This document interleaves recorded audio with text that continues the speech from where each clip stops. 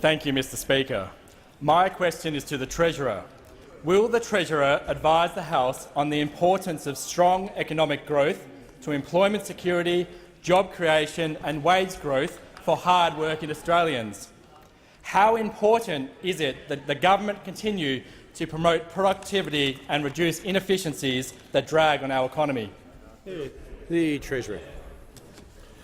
Thank you, Mr Speaker, and I thank the member for Dunkley for his question and his support for the measures that this government is seeking and is introducing to ensure greater productivity in the Australian economy, because from that comes the growth, from that comes the investment, from that comes the jobs and the wages. And the way you lift revenue in this country, if you want a budget balance, is you need to ensure that businesses are earning more, that employees are earning more, that they're getting extra hours. And to do that, you need a tax environment which supports business, particularly small business, to achieve that. But you also need an environment in the building and construction industry that when businesses and others go and invest, that they're not hit with a 30% premium as a result of the lawlessness in the building and construction industry, Mr Speaker. And I notice that the member for Grayndler has said very recently, I understand last night, that now is the time for the Commonwealth to lift investment right across the nation. Well, it might be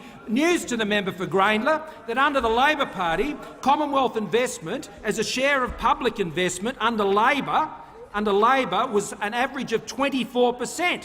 Under this government, it's an average of 30.5%, Mr Speaker. So this government has been lifting investment in Commonwealth investment, but investment, particularly in public infrastructure, is hampered by those opposite who continue to frustrate and work against the restoration of the Australian Building and Construction Commission. Now, yesterday I asked a very polite question of those opposite, of those who happen to be members of registered trade unions, and none of them put their hands up. I asked them who were members of the CFFEU.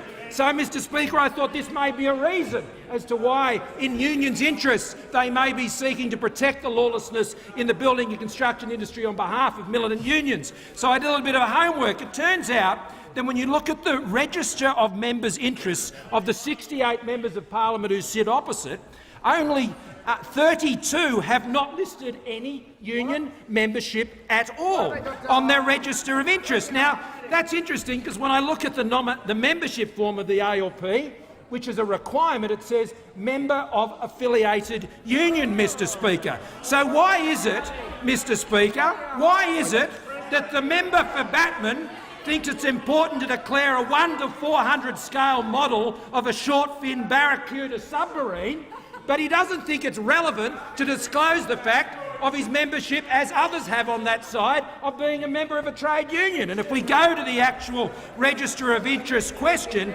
and I happen to have the member for McMahon's one here, who strangely enough hasn't mentioned what union he's a member of, but I'm glad to know that he's a member of the Marconi Club and the Gilbert West Leagues, fine institutions, great clubs, but he hasn't mentioned what union he's a member of, Mr Speaker. And question 13 says membership of any organisation